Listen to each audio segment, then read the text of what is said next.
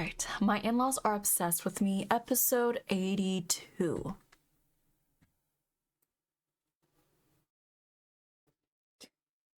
I've done everything you ever asked of me, Your Majesty. I fought in the war. I quelled the rebellion and mediated conflict with other countries because you said that it is the duty of the Lapileons. And this is how you treat me in return? Just try telling me that I do nothing as you did before. Calm yourself, Theodore. As I said, I did not know something like this would happen. It's a headache for me as well. After all the work we put into preparing that event, how could something like that happen? It was simply an unfortunate accident. You should be helping us cover this up, not throwing a fit at me. It was difficult to find the one responsible for managing the venue for the contest. You did a fine job hiding it. I'd like to ask you, Your Majesty, what would the injured nobles think if they found out that the third prince and fourth princess were in charge and not the professionals? Enough! This only happened because you let your son and daughter oversee the event to expand their political influence, and then you hid your actions from everyone. An unfortunate accident. Do you think your daughter would agree with you? I don't understand why you are so upset over this. It was just an accident, and I hear your wife is fine. A thought occurred to me on my way here. Perhaps you have made our contract known to that daughter. From my perspective, it is a reasonable suspicion for me to have. I have done no such thing. Do not worry. You know how fond I am of your family. Do you not? Of course. You cherish us so much that you kept us very close, keep an eye on us, and task us with unending pursuit of duties like a hunting hound. But I am not the only one who signed the contract. You have a duty to keep up your end of the bargain, Your Majesty. Bear that in mind.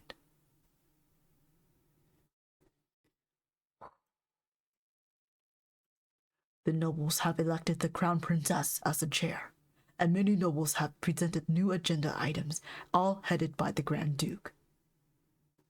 It will be difficult for the prince and princess to escape accountability in this. Let them have it their way, then. That arrogant bastard. My in-laws are obsessed with me. Episode 82. It's been 2 days already. I want to know the details of what happened, but I'm not allowed to leave the manor. All they keep saying is to make sure I rest up. Apparently the Grand Duke is taking care of the matter, but I'm sick of being in my room. And the Grand Duke isn't even coming back to his own room. Books to alleviate the boredom. And His Grace was very much upset. But still, they said he'll be back today. I'll just have to wait a little longer.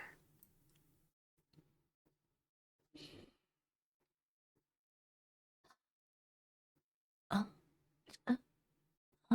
What? Who is it? Oh. God, he scared me. Your Grace. How are you feeling?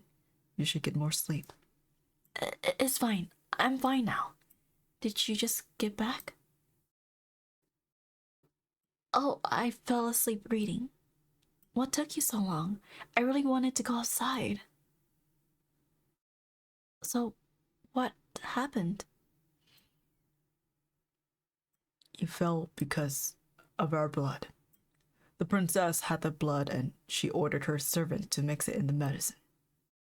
Some servants lent a hand when a lot of people rushed for help, and the princess servants used that moment to give the medicine bottle to the doctor.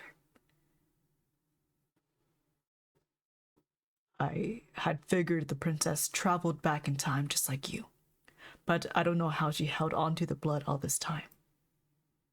We took back all the blood after we rescued Isleti. There couldn't have been any more blood let out. So, I just don't get how she could still have it. It feels like there's nothing but unanswered questions.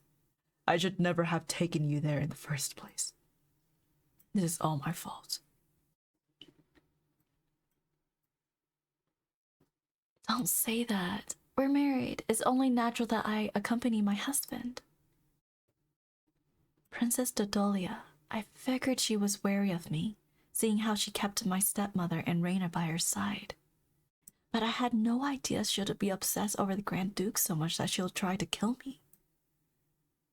Her recent conduct tells me she has become deeply involved in sorcery, and it is highly likely she knows about our family's secret. So I'm thinking about moving to the Grand Dukedom for the time being, for your safety. What? Do you disagree? Will we be leaving soon? Yes. Very well. I'll look more into Reina's as well. She's close to the princess. We may be able to use her to find out something. I have some business I must take care of before we leave, so... Where are you going? To the Count's manor? To your uncle or those friends of yours? And what business are you talking about? Didn't I ask you before? I feel like I don't know anything about you. Oh, it's nothing you need to worry about. This is too trivial a matter for you to be involved in anyways. And I thought of a way to... I am your husband. You said it yourself. You're still a married couple. So why should I hear about your business from the mouths of others? Is it because my family continues to treat you horribly? Or is it because we are soon to be divorced? No. I was just worried about you. I know how exhausted you've been of late. When did I ever say that?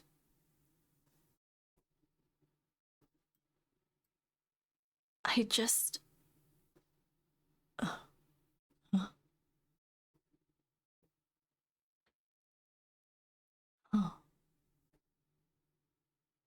Please, Your Highness, it is time to leave now. Where are we going? I'm not sure, but we must leave this palace. That much is certain. The knights are waiting for you outside. What are you all waiting for? What is the meaning of this? Escort the princess outside this instant. I'm the princess. I thought the imperial family could do whatever they please. So why are they doing this to me? She's getting booted out. Okay, she's in big trouble.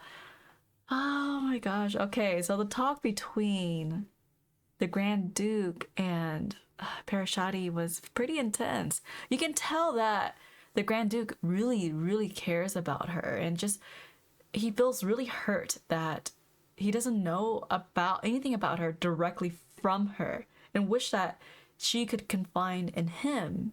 Confide. But instead, he just hears it from other people. And it's kind of like a way of like opening up that door of like, hey, you can be vulnerable with me. Wow. This is a really good episode. It kind of like opens many doors and many thoughts and emotions. So, wow. All right. On to the next one. Bye, guys. Oh.